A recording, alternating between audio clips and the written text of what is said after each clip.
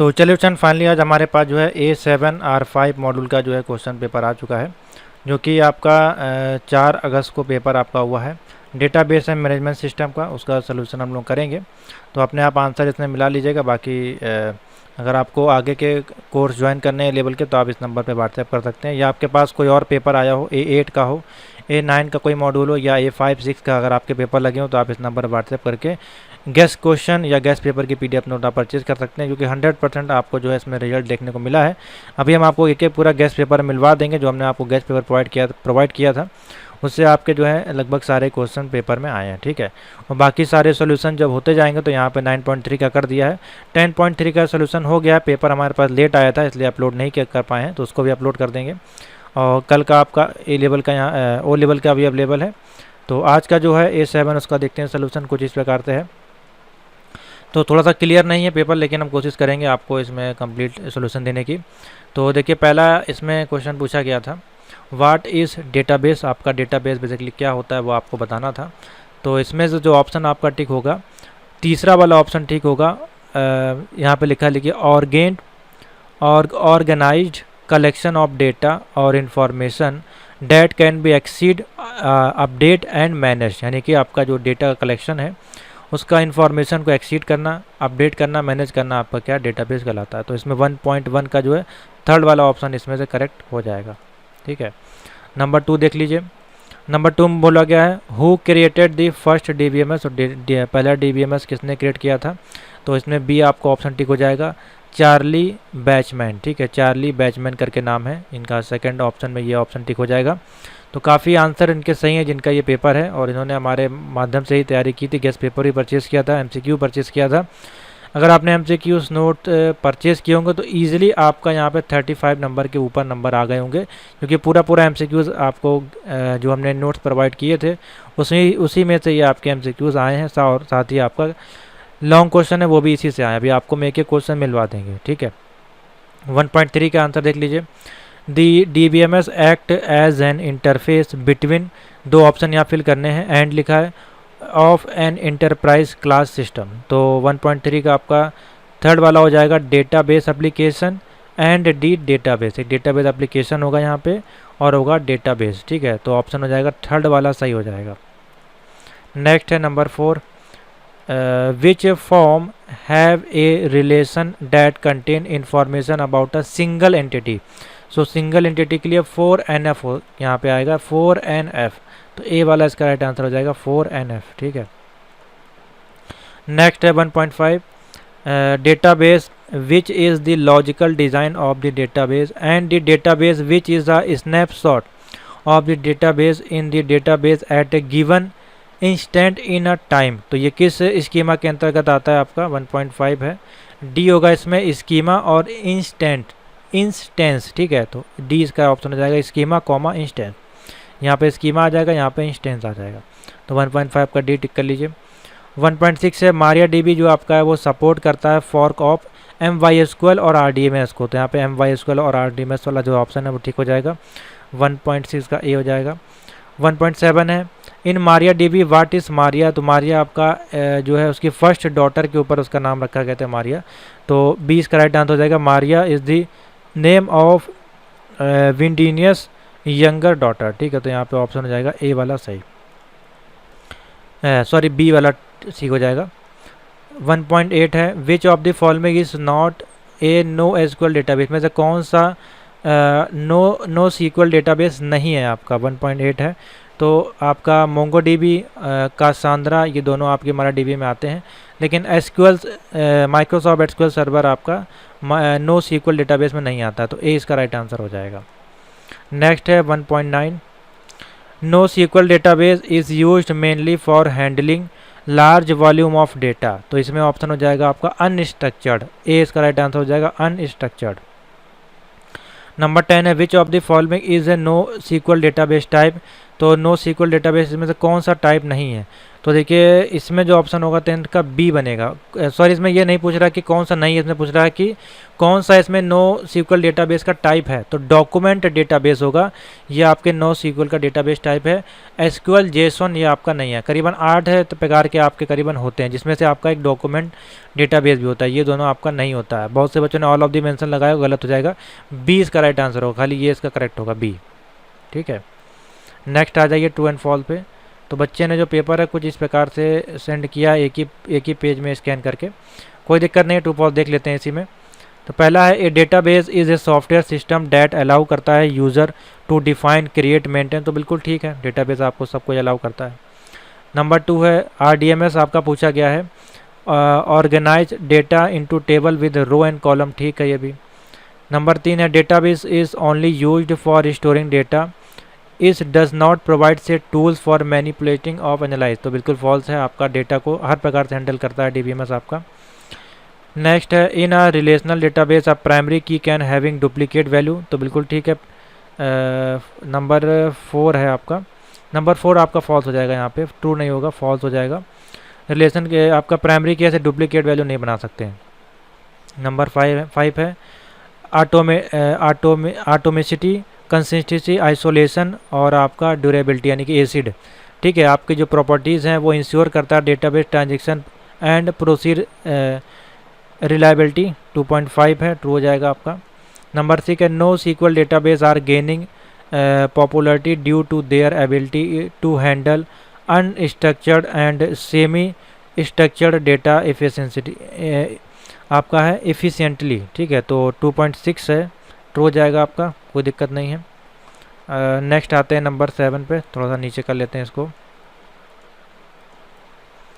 चलिए, नंबर 7 है data redundancy is a desirable feature in a database system as it enhance data availability. तो 2.7 है आपका, इसमें फॉल्स हो जाएगा ये। नेक्स्ट है एसक्यूएल यानी कि structured Curie language is the standard language for managing and manipulation relation database. 2.8 है, ये आपका ट्रू हो जाएगा, सही है। नंबर 9 है in a distributed database system all data is stored in a single location और आपका फॉर इजी मेंटेनेंस। 2.9 है आपका, फॉल्स हो जाएगा। नंबर 10 है ए डीबीएमएस आपका जो प्रोवाइड करता है mechanism for data security such as access control, encryption and authentication. तो बिल्कुल ट्रू है। ठीक है, तो बहुत ही इजी और सिंपल से क्वेश्चन है ये। आपको जो है थ्योरी वाले में सारे क्वेश्चन आपको बताए गए हैं, उसको देख के आप इजी, बहुत ही इजी पेपर आपका जो है डीबीएमएस का इस बार नालेट ने आपको दिया है। ठीक है, दोनों ही पार्ट। नेक्स्ट चलते हैं, मैथ द कॉलम देख लीजिए यहाँ पे। तो मैथ द कॉलम में पहला है 3.1 process of organising data is in a database efficiently. अब देखिए जो ट्रू फॉल्स में दिया है वही यहाँ पे रख दिया गया इन्होंने। तो फर्स्ट का होगा, मैं यहीं पे लिख देता हूँ आंसर 3.1 का सी ऑप्शन बनेगा। देखिए नॉर्मलाइजेशन हो जाएगा इसमें। ठीक है, नंबर 2 है a sequence of operation that must be executed as a whole ensuring data consistency. तो 3.2 है, ई हो जाएगा ऑप्शन, इसको बोलते हैं ट्रांजेक्शन। ई इसमें हो जाएगा ट्रांजेक्शन।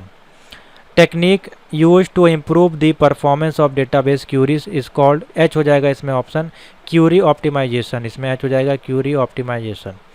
नंबर 4 है procedure of safeguarding data against loss and restoring it in case of failure. 3.4 है, जी हो जाएगा इसमें बैकअप एंड रिकवरी। ठीक है, नंबर 5 है mechanism to manage simultaneous access to the database multiple user of processes. तो इसमें हो जाएगा 3.5 है आपका। एफ हो जाएगा कनकरेंसी कंट्रोल। ठीक है, एफ इसमें टिक कर लीजिए। नंबर 6 है method to enhance the speed of data retrieval operation by creating indexing on column. 3.6 है, इसमें डी हो जाएगा आपका indexing. Number 7 is subset of SQL used to define database schema and structure इसका 3.7 है आपका। इसमें हो जाएगा आई आपका DDL। ठीक है, DDL हो जाएगा इसमें। और a subset of SQL used to manipulate data within a database is called, इसमें जी हो जाएगा आपका। देखिए जी में दिया क्या है, DML। ठीक है, 3.9 है a theoretical framework for manipulating and querying relational database 3.9 का ए हो जाएगा रिलेशनल अलजेब्रा। लास्ट है a repository for storing and managing large volume of historical data for analysis and reporting purpose 3.10 का बी हो जाएगा डेटा वेयर हाउस। ठीक है, तो ये आपके आंसर बनेंगे। तो 30 में से आपको कितने मिले नीचे कमेंट जरूर करिएगा, और 40 में से आपको मिनिमम 20 तो यहाँ पे लाना ही है। और बहुत ही ईजी है, सिंपल से आप इसको क्वेश्चन सारे एमसीक्यूज में आपको ये क्वेश्चन दिए गए हैं। ठीक है, चलिए छोटा कर लेते हैं यहाँ से। पहला है इसमें ACID आपका, देखिए ये सेम वही आपका वहाँ पूछा गया, सेम क्वेश्चन इसमें भी है। तो ये पूरा पेपर नॉलेज जो सेट किया है ये आपका आपस में मिलता जुलता है। ठीक है, 4.1 है ACID properties ensure of database transaction, तो इसमें डी हो जाएगा, देखिए दिया है ऑटोमेसिटी एंड कंसिस्टेंसी, तो डी इसका टिक कर लीजिए। नेक्स्ट है आर यूज्ड टू एनफोर्स रिफरेंशियल, उसके बाद है इंटीग्रिटी इन अ डेटाबेस, तो इसमें बी हो जाएगा फॉरेन की। ठीक है, फॉरेन की हो जाएगा। नंबर 3 है normalization help to achieve better and reduce data anomalies. ठीक है, तो 4.3 ए हो जाएगा data integrity.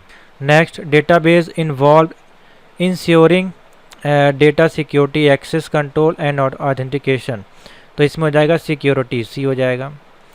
In a relational database data is organize into 4.5 है, इसमें आपका जी हो जाएगा। रो एंड कॉलम होता है और रो एंड कॉलम आपका ऐसे टेबल में स्टोर होता है, तो जी रो एंड कॉलम इसमें दिया नहीं गया, तो टेबल आप टिक कर लीजिए। 4.6 है कंकरेंसी कंट्रोल में, देखिए सेम वही क्वेश्चन इसमें है, सेम वही क्वेश्चन इसमें भी आपका। ये कंकरेंसी कंट्रोल मैकेनिज्म इंश्योर आपका करता है, ई हो जाएगा इसमें रिलेशनल डेटाबेस, बेसिकली डेटाबेस होता है तो आप रिलेशनल डेटाबेस कर लीजिए इसमें। नंबर 6 है। नंबर 7 में आइए, SQL is the structured language for managing and manipulation is called 4.7 है, एफ हो जाएगा। देखिए एफ इसमें टिक कर लीजिए। एफ में आपका क्या दिया है, सॉरी ई इसमें है कंसिस्टेंस होगा। ठीक है, कंसिस्टेंट होगा ये, सॉरी इसमें हो जाएगा कंसिस्टेंट ई है, और इसमें एफ हो जाएगा रिलेशनल डेटाबेस। यहाँ ई में आपका ये है, ठीक है, कंसिस्टेंस होगा यहाँ पर। उसके बाद है इंडेक्सिंग इम्प्रूव करता है द स्पीड ऑफ 4.8 है, एच हो जाएगा। एच में देख लीजिए क्या दिया, डेटा रिट्राइवल, यहाँ पे एच आ जाएगा, डेटा रिट्राइवल। 9 है relational algebra is a theoretical framework for manipulation, देखिए सेम वही क्वेश्चन नॉलेज ने यहाँ पे दिए हैं, वही क्वेश्चन इसमें दे दिए हैं आपके, तो पता नहीं क्यों इस प्रकार का पेपर बनाया गया है। 4.9 आई हो जाएगा इसमें, आई में देखिए दिया है रिलेशनल। ठीक है, रिलेशनल इसमें ऑप्शन हो जाएगा, रिलेशनल डेटाबेस। नेक्स्ट है ट्रांजेक्शन, देखिए मैनेजमेंट, ये भी देखिए क्वेश्चन आ गया ट्रांजेक्शन मैनेजमेंट। यहाँ पे अभी हमने ये देखिए ट्रांजेक्शन वाला कहीं इसमें ऑप्शन दिया था हमने अभी, ये देखिए ट्रांजेक्शन ई इसका है, यानी कि बी वाला। ए सीक्वेंस ऑफ ऑपरेशन होल, ये आपका ट्रांजेक्शन इसका ऑप्शन होगा। वही देखिए ट्रांजेक्शन मैनेजमेंट इंश्योर करता है आपका ऑफ अ डेटाबेस ऑपरेशन, तो 4.10 जे हो जाएगा इसमें, देखिए दिया गया है रिलायबिलिटी। ठीक है, रिलायबिलिटी इसका ऑप्शन हो जाएगा। तो सिंपल सा देखिए नालेट ने ऊपर नीचे क्वेश्चन दिए, इसका जे टिक कर लीजिए। तो ये थे आज के 40 मोस्ट इंपॉर्टेंट क्वेश्चन। 40 में से आपको कितने सही हैं आपके, वो ज़रूर कमेंट करके बताइएगा। और MCQs से सारे क्वेश्चन आपके आए, तो अभी MCQs आप उठा कर देख लीजिएगा, पेपर तक आपकी वैलिड रहेगी जो जिन्होंने परचेज़ किया है।